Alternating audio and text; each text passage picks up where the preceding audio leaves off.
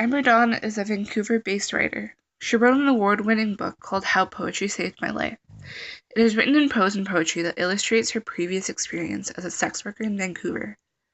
Her poems are often very matter-of-fact, provocative, and she gives voice to the sex workers of downtown East Side Vancouver. Eve's head fits perfectly in the chipped acrylic sink. She runs the faucet until she is faceless, then paints her cheekbones back in valentine pink. Her eyebrows are an impossible arc. Cherry Sherry swings a curling iron. The girls scatter. Hairspray erupts. Bobby pins hit the floor like hard rain. I'm the only ginger on Franklin, she warns me. I better not see your ratty fake redhead tonight. Who's got cigarettes? Joe asks each of us and asks again. Patchabelle's cannon keeps ringing inside Dee's imitation Prada handbag. The diamond is real. She lets everyone know. It looks like the first star against her old skin. Sissy smells urine. She says a man took a piss on her while she nodded off in an alley. Those dog fuckers. Stains rotting her Minnie Mouse tracksuit. Drugstore red lipstick is all I need. A Lincoln Town car will pick me up in the gas station parking lot. Watch. Because of the title of the poem, we know where the poem is taking place. It is a very particular Chevron gas station on East Hastings. And I'm guessing that it is a common place for sex workers to go to be picked up by their clients. And the restrooms are probably a place for them to ready themselves. The chipped acrylic sink shows the most likely grubbiness of the restroom and probably kind of represents the whole grubbiness of East Hastings in general. There's often a lot of hostility that happens between the sex workers because of competition over clients. And I'm guessing that Cherry Sherry, which is probably a pseudonym name, she's very aggressive towards other girls, which is why they scatter. They're afraid of her. I think Amber is writing about an experience that she had with another redhead sex worker on Franklin who kind of was hostile towards her because she wanted to be the only redhead on Franklin. Who's got cigarettes? Joe asks each of us and asks again. So this line kind of gives me the feeling of a bit of desperation because not only does she ask each and every one of the girls, but she asks a second time. I think Pachelbel's cannon playing in Dee's handbag is kind of creepy and almost ironic because it's a very classical song and it's supposed to be very like, calming and kind of happy, and I don't think this is the right setting for it. And I guess the imitation Prada handbag shows the empowerment of this, but there's still some kind of pride to upkeep. And you can tell that there is still some kind of pride because she keeps telling everybody that the diamond is real. The line where it talks about Sissy being urinated on when she was sleeping in the alley kind of shows the harsh conditions that these workers live in and the mistreatment that they often get. The last verse kind of shows some sort of routine, and maybe personally for Amber, she didn't really need expensive things to show off, like the diamonds or imitation Prada bags. She just needed drugstore red lipstick, which is all she needed to have to get the job done. And she knows that with just that, Lincoln Town car will pick her up in the gas station parking lot. The last word in her poem, watch, which indicates that there is a for sureness of what she will get done.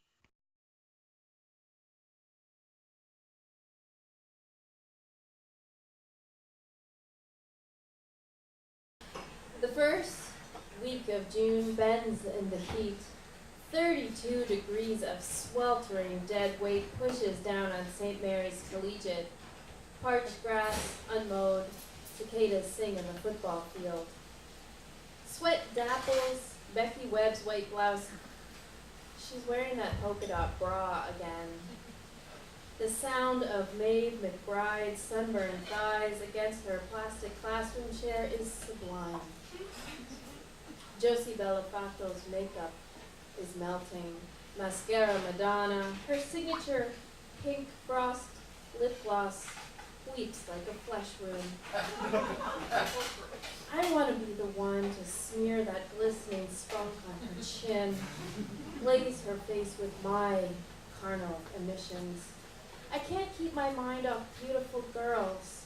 Their lovely flimsy dresses, high school smiles crept open like robin's eggs, their eager teeth, their bubblegum breath. At recess, I lead all three to the empty cloakroom, mount their thronged bodies in the dark, blooper with bra straps, my burlesque hands fumble buttons, trip in cotton underwear. I taste hairspray, baby powder on my tongue, I swallow salt. This scene is nasty, Josie complains, as she prunes her dewy slit along my knuckles. Becky is a spitter. It's the quiet ones, you know, who will saliva shower you in bottled up desire. Maeve is my favorite. Her skin smells like farmland labor. Oh, honest work. Oh, honest work. Oh, honest work. Oh, hottest lark. Oh, finest jerk. Oh, conquest pork. Oh, slutty twerk. Oh, corrupt folk. Oh, goddess mark. Oh, goddess mark. Oh, goddess X marks her spot. My whole hand thrusts into her fertile land. I'll sow my seed, knock her up with a freak baby, immaculate deception. I'm going to perform a pervert miracle. I'm going to bless this hot mess. I'm going to go far away one day. Until then, I'll keep my head down. I am 15 years old in the stronghold of evangelical rural Ontario. Routine liturgy of hate, the threat of being raped straight, my locker defaced, the word die, dyke, scratched into my hospital green paint. I'm going to keep my head down until I can go far away, far away, far away, one day. I mourned my first queer death in a tattoo shop. There's a scarlet-haired rock and roll vixen on my back. She peeks out my shirt collar and runs right of my spine down towards my hip.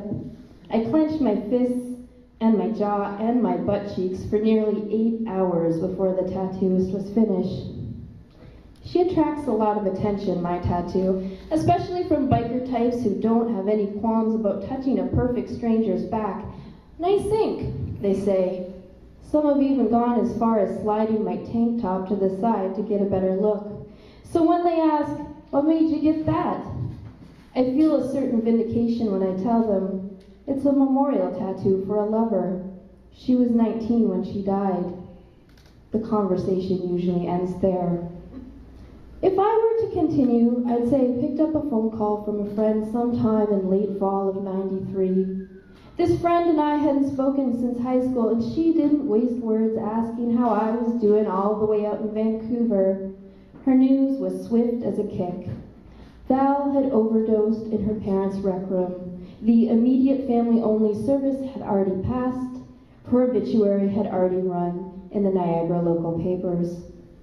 But I didn't even know she moved home, was the only response I could come up with. It was true. I hadn't seen her for at least a year. Well, my friend sighed, sounding impatient. She came back to get clean. I went to my old dealer's house, the one with the Confederate flag in the bay window and the stupid smoke that couldn't find its way out of the living room, and I told everyone there. Some lay unmoving on the many ragged sofas jammed into the tiny apartment and slept through the news. Some had never met Val and shrugged in careless sympathy.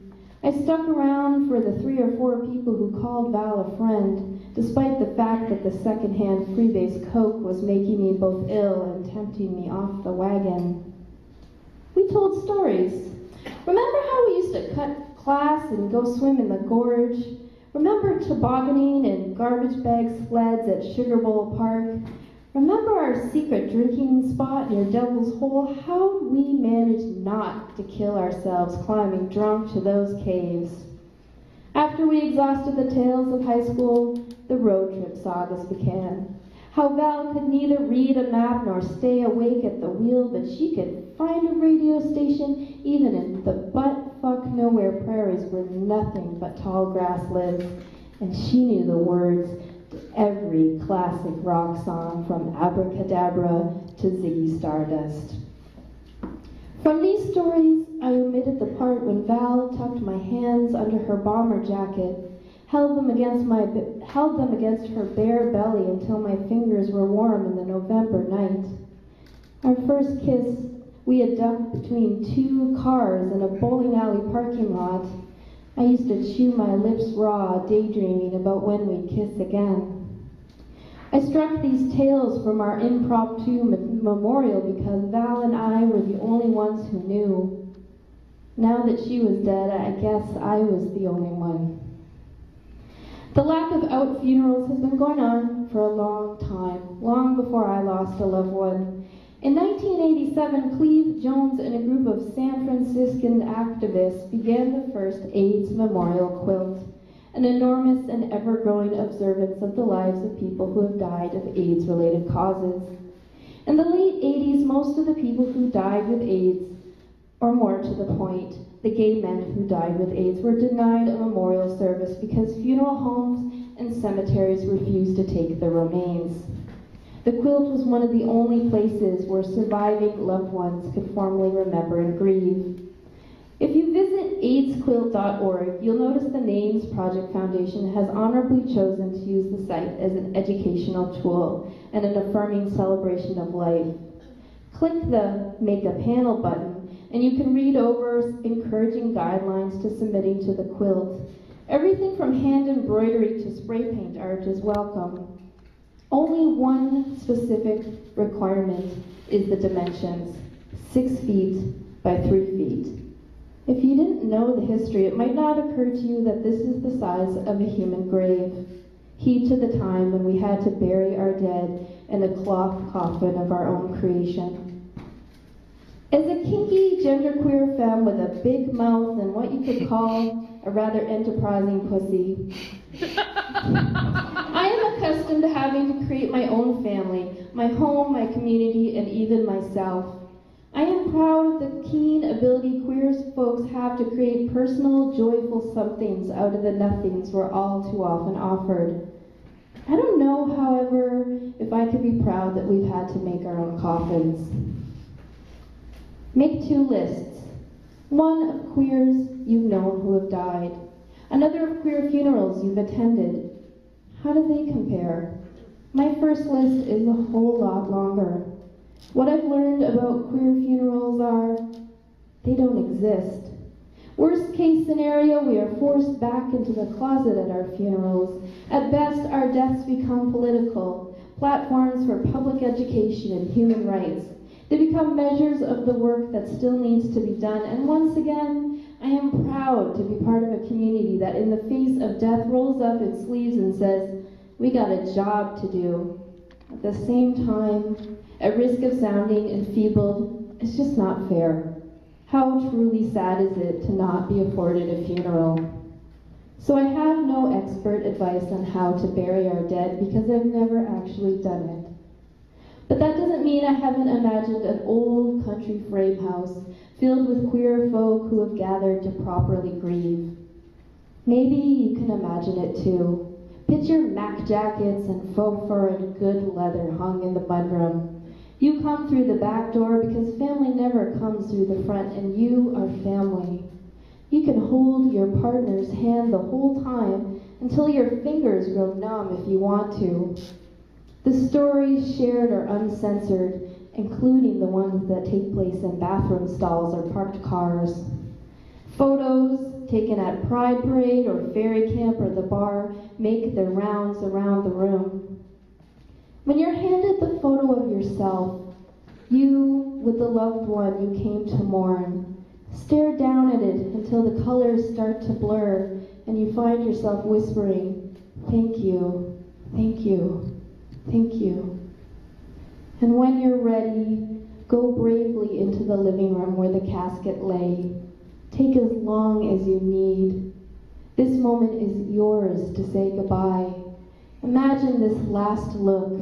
Imagine hair and hands, eyelashes and lower lip, and all the memories that a body holds to it. Our lives are worth the fruit baskets and the raisin cake.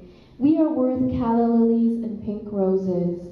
We are worth stone and scattering ashes, hymn and song, wine and ritual.